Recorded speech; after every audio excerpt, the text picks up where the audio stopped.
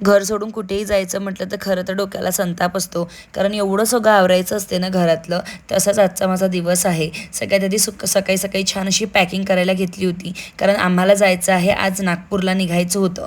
So त्यानंतर मध्येच एक छोटासा ब्रेक घेऊन खाणं पिणं करून घेतलं. सोबतच स्टँड त्याच्या जागेवर ठेवायचं होतं, म्हणून सगळी कपडे पण छान घडी करून ठेवली. ट्रॅव्हलिंगसाठी पराठे बनवून घेतले, छान सगळे रेडी झालो आणि स्टेशनसाठी निघालो. स्टेशनमध्ये जातानाच अव्यूला झोप लागली होती मस्त. त्यांनी छोटीशी झोप घेतली आणि आम्ही स्टेशनवर पोहोचलो.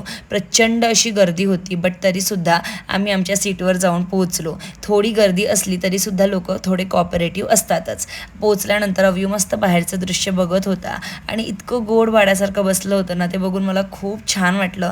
अव्यू आजकाल आम्हाला खूप सपोर्ट करतो प्रत्येक गोष्टींमध्ये, स्पेशली ट्रॅव्हलिंगमध्ये अजिबात त्रास देत नाही.